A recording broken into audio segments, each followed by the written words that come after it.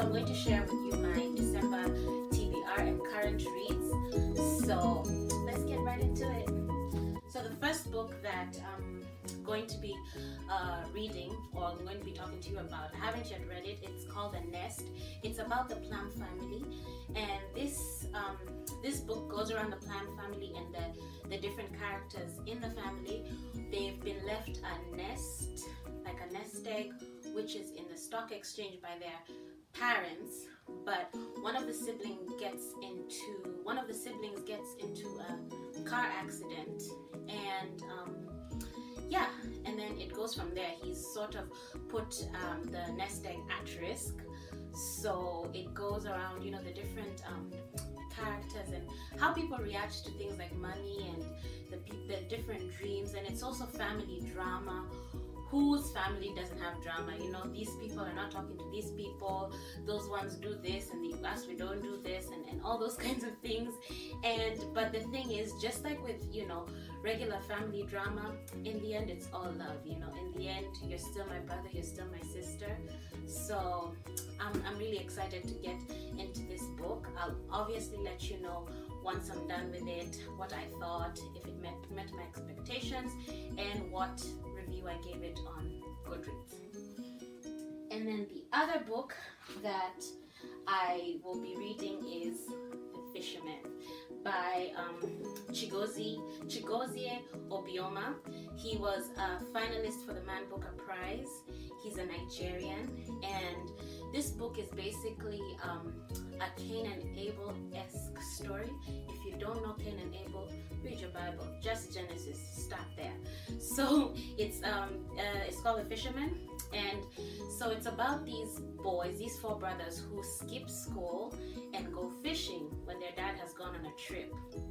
And while at the lake, they meet with this madman, perhaps, or a prophet, who prophesies and tells one of the brothers that his destiny is to be killed by one of his other brothers. So therein unfolds the rest of the story, and it's told through the eyes of this family again, and it highlights African problems and just the African story. And from the reviews, I believe it's told very well and very beautifully.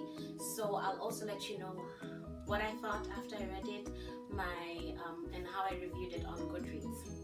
And then the other book I'm reading is an ebook. It's called Love a Little by Sherry Lewis and Rhonda McKnight, my two favorite. Shout out. So it's a third series in the Jordan family series, which follows the life of Cree Jordan, another member of the Jordan family. What I particularly like about this series, I haven't read the other books in this series, but I'm already reading this book, and it's been easy to follow thus far. It's not like I have to think, so do I have to go back and read the other books? I probably will, but I'm not feeling a rush to go do that before I continue with this book, which is something I like. So, because sometimes when you're reading like series of books, it can get disappointing if it's already in like book 9 and you haven't started it. The only book series that I read like that was like Harry Potter, and they gave those a year break, and yeah, anyway, and it's gone. So anyway, so Love a Little follows Cree Jordan, and she's like she has love phobia. She's just not about that love on her Miss Independent thing. All the women, truly feminine.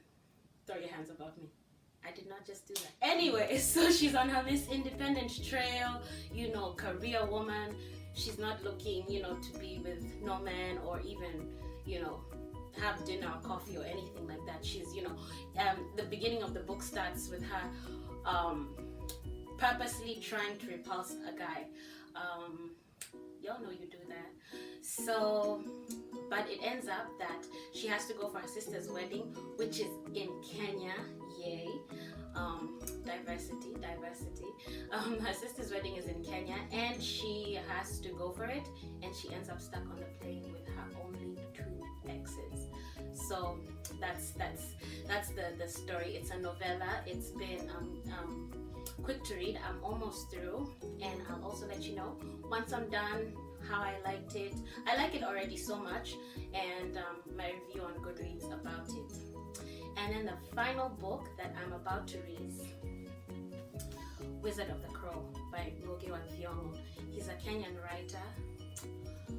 Wow, first of all, I really wanted this book for so long, but every time I was in the bookstore, I didn't have money, or when I had money, it wasn't there.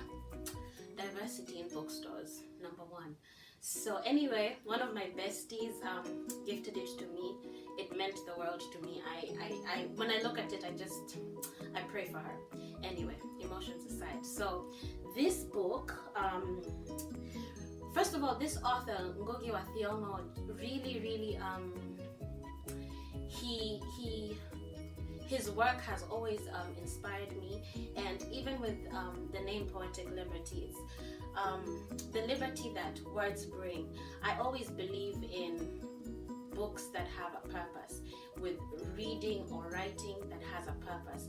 Like, you don't just rhyme to make a pattern, but you rhyme to change minds, and you rhyme or you sing or whatever your words are have to bring, some kind of positive consequence. That being said, like, I remember there was a time actually in Kenya, his books were banned. Like, you couldn't find them.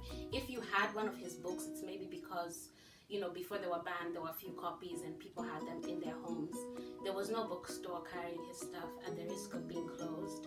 There were no libraries that carried his books because they could be closed. So his books were actually banned. And you found that many West Africans were the ones who read his books similarly to the way we read a lot of Chinua Achebe's books in Eastern Africa, and Okot Pibitek in East Africa and in Kenya specifically. So his, the evolution of words and how freedom has come a long way because of words is something I marvel at. Anyway, this is his first book in about 20 years, if I'm not mistaken. Yeah, in about 20 years. And it's set in a fictitious land of let me just read it properly. Aburia, and the ruler is known simply as the leader. So it's already, you can already tell what it's going to be, but it's mythical. It's told in an allegory kind of fashion, and it highlights the African problem, the African situations that we face as a continent, which is just amazing. And I'm really looking forward to reading this book. It's been a while since I encountered his work, and I know I won't be disappointed. I'll also let you guys know what I thought about the book. It's a good size. It's good December reading because it's winter. It's -22 outside. There's nothing to do but read. But if you guys know what's good to do in the winter, leave me a comment and tell me what's good. Otherwise, I'll see you guys on the next one. If you liked it, please give me a thumbs up, please subscribe, and enjoy. God bless. Bye.